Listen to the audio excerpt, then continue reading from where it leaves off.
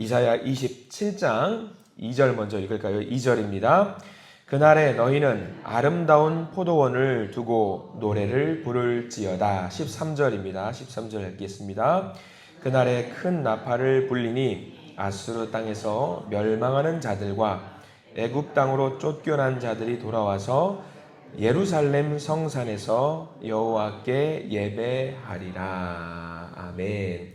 오늘 이 말씀 가운데 하나님의 은혜가 넘치기를 간절히 기도하고 소망합니다.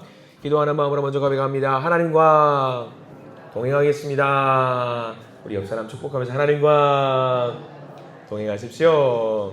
아멘. 하나님과 동행하는 복된 날 되시기를 소망합니다. 오늘 이사야 27장 말씀을 보게 되는데요. 포도원에 관련된 노래입니다. 포도원, 아름다운 포도원을 노래하라. 이런 식으로 우리가 제목을 좀 잡아볼 수 있을 것 같아요. 좀 정리를 좀 해볼까요? 이사야가 좀 길잖아요. 긴데 어디서부터 어디까지 어떤 내용이 담겨 있는지 어느 정도 요약을 하면은요, 이게 이해하는 데 좀 도움이 됩니다. 이사야의 땡땡땡이라고 말씀드렸는데 혹시 기억나시는 분? 지금 우리가 알고 있는 게 이사야의 묵시록이라고 말씀을 좀 드렸어요. 24장부터 27장까지 이제 이사야의 묵시록이었어요. 1장부터 12장까지는 이제 이스라엘 백성들, 유다 백성들을 향한 하나님의 메시지가 담겨 있었고요. 13장부터 24장까지는 이제 열국을 향한 심판까지 있었고요. 그리고 이어서 27장까지는 그날 여호와의 날에 있을 어떤 묵시적인 내용, 어떤 일이 있을 것인지 하나님의 메시지가 담겨 있다라고 했습니다. 오늘 27장은요, 그 여호와의 묵시록, 이사야의 묵시록의 마지막에 해당되는 내용입니다. 마지막 장이면은 누구 이야기를 해야 되냐면은 주인공에 대한 이야기를 해야 될 겁니다. 성경에 있는 주인공이 누굴까요? 여러분들 성경의 주인공은 누굽니까? 하나님입니다. 하나님. 우리 하나님에 대한 이야기가 나온 것이 성경에 대한 이야기예요. 그래서 오늘은요, 27장 하나님이 어떤 일을 하시는지, 이제 묵시록에서 마지막 내용, 우리 하나님이 어떤 분이시고 어떤 일을 감당하시는지에 대한 이야기가 나와 있어요. 27장을 나중에 혹시라도 여러분들께서 말씀을 다시 보시려거든 아마 이 세 단어로 요약을 할 수 있는데 메모를 좀 해두시면 좋을 것 같아요. 첫 번째는 지키셨다, 두 번째는 고치셨다, 세 번째는 찾으셨다. 정리를 해볼까요? 지키셨다, 고치셨다, 찾으셨다. 이런 식으로 이야기를 하면 돼요. 지키고 고치고 찾았다. 누가? 하나님이 지켰다, 하나님이 고쳤다, 하나님이 찾으셨다. 이런 내용으로 우리가 27장을 묵상할 수 있어요. 이 세 단어만 기억하면 됩니다. 여호와 하나님께서 이스라엘 백성들을 향해서 어떤 일을 하셨냐? 1번 지키셨고, 두 번째 고치셨고, 세 번째 찾으셨다라는 내용이 오늘 27장 말씀에 전체적으로 다 담겨 있어요. 자, 우리가 한 번씩 볼 거예요. 우리가 2절부터 읽었는데 2절 말씀은 지켰다라는 내용이 담겨 있어요. 자, 지켰다. 어떻게 지켰냐? 2절 말씀 다시 읽어봅니다. 그날에 너희는 아름다운 포도원을 두고 노래를 부를지어다. 3절 읽어봅니다. 나 여호와는 포도원 지기가 됨이며 때때로 물을 주며 밤낮으로 간수하여 아무든지 이를 해치지 못하게 하리로다. 내용 보면 아시겠죠? 지켰다라는 내용입니다. 지켜. 자, 3절 제일 앞에 나와 있는 거기 밑줄 그어야 돼요. 나 여호와는 포도원 지기가 됨이여 라고 했고요. 그러면 이스라엘 백성들은 뭐가 되냐면 포도원 열매가 되는 겁니다. 포도원 열매를 우리 하나님께서 포도원 지기가 되어주셔서 기꺼이 지키셨다라는 거지요. 포도원 지기는 딱 하나입니다. 극상품의 포도를 만들기 위해서 쉬지 않고 포도원을 가꾸는 것이 임무입니다. 포도원 지기. 필요한 모든 조치를 하는 거예요. 둘러싸고 있는 대적들과 원수들을 물리치기 위해서. 그것들을 간수하시고 돌보시면서 해로운 것들이 없게 돌보시는 일을 하는 것이 포도원 지기가 하는 일입니다. 구약 성경에 아브라함 때부터 시작되는 이 언약의 역사를 보면은 지키시는 역사가 쭉 기록이 되어 있어요. 온 땅에 기근이 임해서 야곱의 자녀들이 너무 힘들어요. 먹을 것이 없고. 그래서 이웃나라 애굽으로 가지요.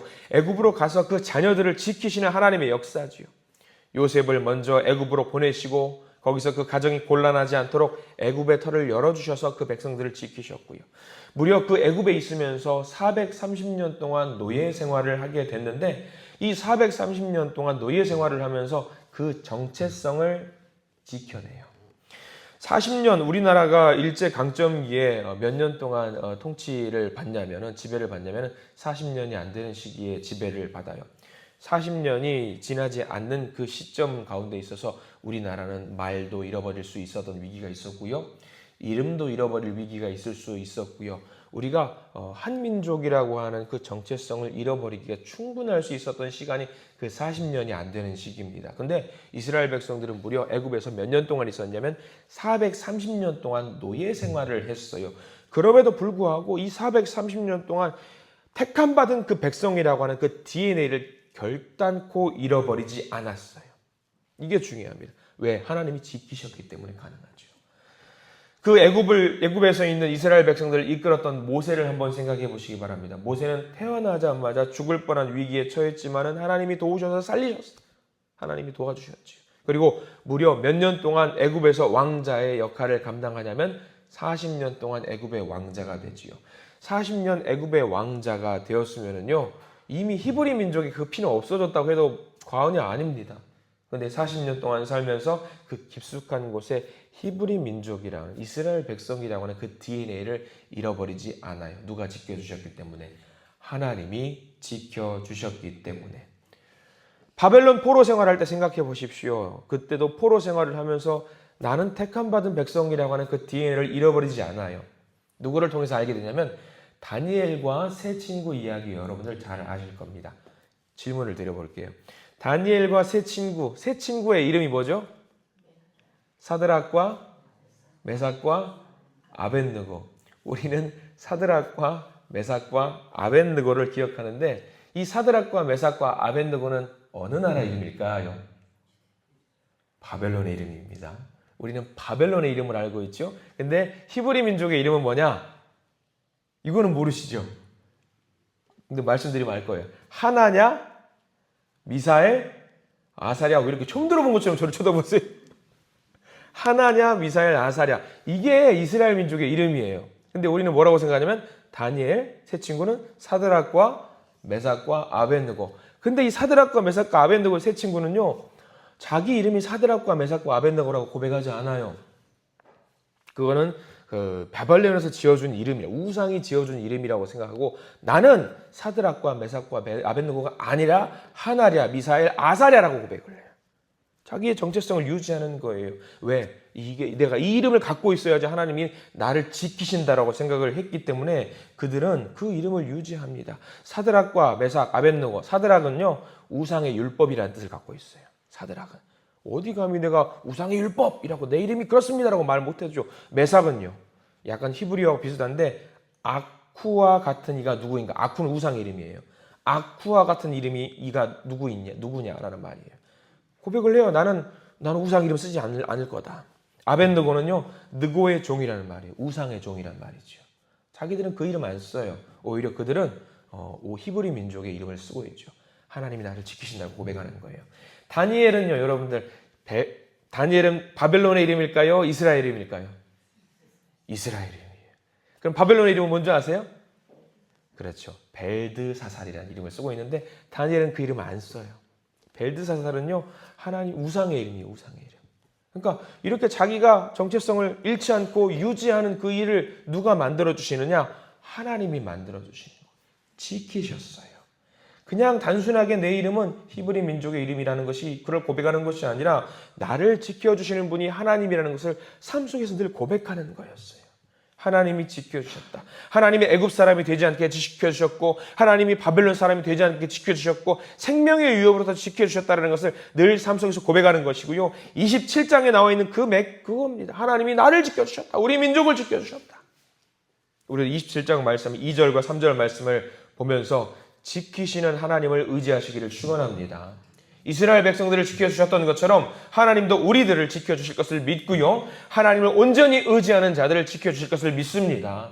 오늘 하루 살아가실 때에 하나님이 우리를 지키신다는 것을 고백하시고 살아가시기를 간절히 축원합니다.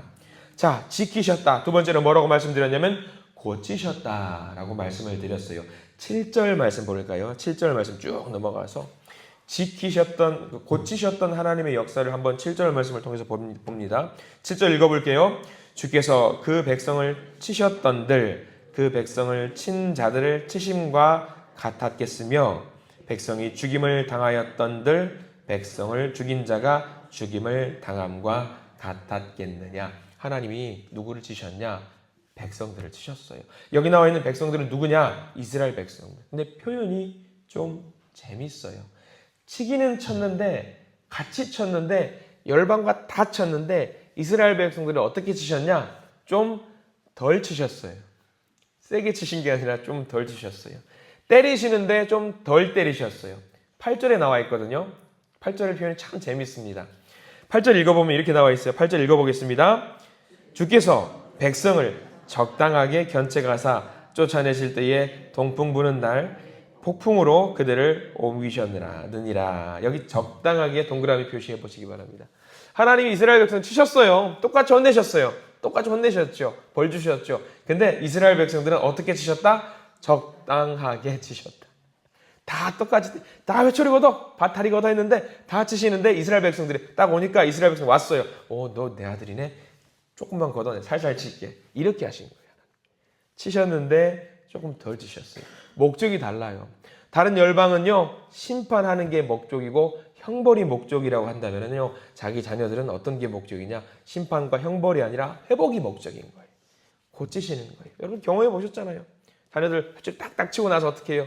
울고 있는 자녀들 약봉지 가고 뭐 후시딘 같은 거 가가지고 만져주시면서 미안해 하면서 그게 하나님의 마음이었던 거죠. 위기의 상황이 오면은요, 하나님이 그들을 적당한 곳에 피할 수 있게 만들어 주신다는 이야기죠. 고치시는 하나님이죠. 이 7절과 8절 말씀 보면은요, 우리는 그런 생각합니다. 여러분들, 하나님이 우리를 치실까요, 안 치실까요? 우리도 치셔요. 아플 때까지 치셔요. 그리고 어떻게 하실까? 혼내시되 적당히 혼내시고 그 다음에 안아주시고 위로하신다라는 말씀이 7절과 8절 말씀입니다. 우리를 고치시는 하나님. 그 고치심의 결과, 그렇게 만져주시고 고쳐주신 결과가 9절이거든요. 9절. 그 결과를 한번 기대해 보는 마음으로 한번 9절 읽어보겠습니다. 시작. 야곱의 불의가 속함을 얻으며 그의 죄 없이 함을 받은 결과는 이로 말미암나니 곧 그가 제단의 모든 돌을 부서진 횃돌 같게 하며 아세라와 태양상이 다시 서지 못하게 함에 있는 것이라. 회복시켜 주시는 거죠. 하나님이 다 회복시켜 주시는 거예요. 고쳐주시는 거예요. 특별히 9절 말씀은요, 야곱이라는 단어가 나와요. 야곱은 곧 누구를 말하냐면 이스라엘을 말하죠. 이스라엘을 회복시켜 주신다라는 말씀, 고치신다. 자, 마지막입니다. 지키셨고 고치셨고 마지막은 뭐 한다고 했냐면 찾으셨다라고 했어요.